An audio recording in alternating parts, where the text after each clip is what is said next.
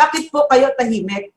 No? So that's why I want to challenge Kaloy Sorate, Sara Elago, Eufemia Culiamat, Arlene Brosas, Franz Castro, Ferdinand Gaite, to condemn these crimes that were done on our people. They're self-professed defenders of the Filipino people, di ba? That's what they, so General Naknak's report, as nakakahina yung numero, di ba, 1,500. Pero from 2010 to 2020. Pero sa totoo lang, that number is nowhere near the truth.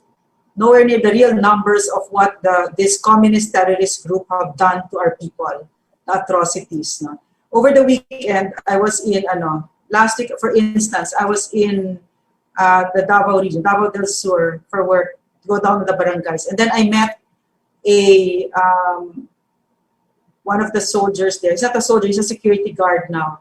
And kinikwento lang niya, nagkakwentuhan lang kami. Now, when he was 15 years old, his parents, his mother and his father were taken by the NPAs, nag-kangaroo court, in the middle of the night at 10 o'clock, and then they were killed. They were murdered by the CPP, NPA, NDF.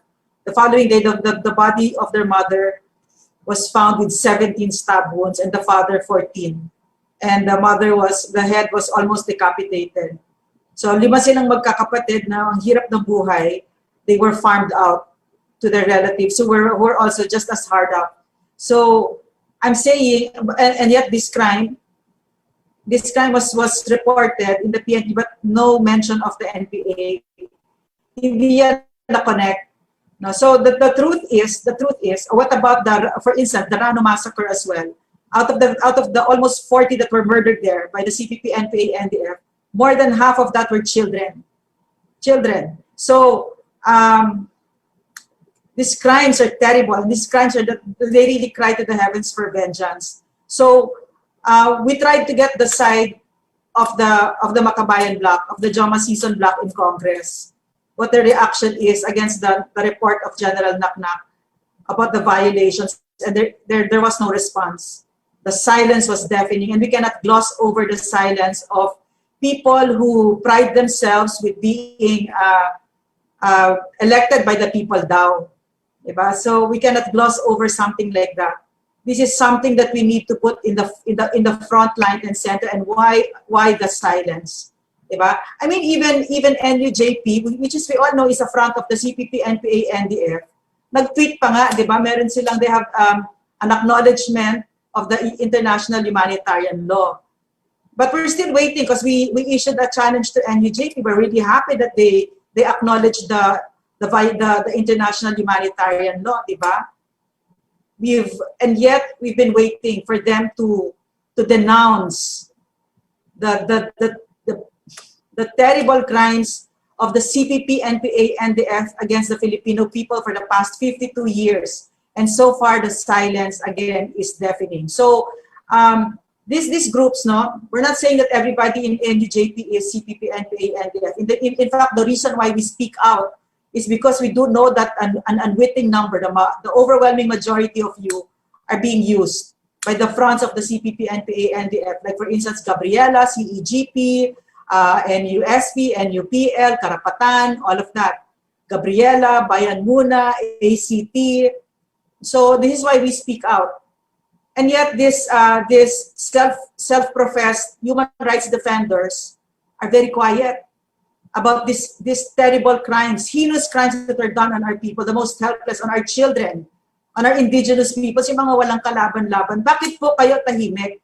No? So that's why I want to challenge Kaloy Sorate, Sara Elago, Eufemia Culiamat, Arlene Brosas, Franz Castro, Ferdinand Gaite, to condemn these crimes that were done on our people. They're self-professed defenders of the Filipino people, di ba? That's what they tell us they are, di ba? Yan ang kanilang claims, di ba? Kahit ang karapatan, di ba? Yan yung pinaglalaban ninyo, di ba? Yan yung diyan kayo kumukuha ng pinagkakakitaan nyo, di ba? Sa international audience na yan ang racket nyo, di ba? Yan ang pakilala nyo na kayo ay lumalaban para sa karapatan ng Pilipino. Ito maliwanag, oh. Maliwanag ang karumal-dumal na pinaggagawa ng CPP, NPA, NDF sa ating mga kababayan na walang kalaban-laban. Bakit kayo tahimik? Sana hindi naman, sana mabagal lang ang internet nyo, o di ba, or siguro nasira ang telepono nyo, hindi nyo nakuha yung challenge namin. So ito, siguro sana umabot ito sa inyo. I-denounce nyo, karapatan, pinapalabay. I-denounce nyo ito, yung kababuyan na ginawa ng CPP, NPA, NDF na sabi ninyo ay you're not part of, di ba? Sabi ninyo, hindi kayo yan. Pero hindi namin ito pwedeng maliitin, lalo na dyan sa mga JOMA season block sa Kongreso. Hindi natin pwedeng maliitin itong pagtatahimik ninyo in the face of such terrible crimes against our people. Di ba? I mean, when we look at these numbers, they're not just numbers, they're people and people who love them. Now they are maybe the CPP, NPA, NDF kasi ang tingin sa mga indigenous peoples natin ay hindi tao. Parang tsinelas, wala silang pakialam. Kaya nga si Franz Castro at sa Turo Campo, ganun-ganun na lang kung ikinikidnap yung mga anak natin, mga indigenous peoples, di ba? Wala silang pakialam. Kahit na mamatay yan, wala silang pakialam. Pinagkukuha yung mga anak ng indigenous peoples, ilang tribal leaders ang pinagpapatay, di ba? So, dumating na tayo sa panahon, sinusuka na kayo ng taong bayan. Baka pwede nyo pa baka pwede pa kayong bumalik. Maybe you can still redeem yourselves by denouncing what every human being, not just every Filipino, but every human being ought to denounce. Because these are crimes, these are violations of international humanitarian laws. So that is the challenge. You can still maybe redeem yourselves and denounce what ought to be denounced. The wounds that you have dealt our people are very terrible, very deep, and we don't know how we're going to heal. But and maybe your denouncing will not heal them, but it's a good start. Thank you.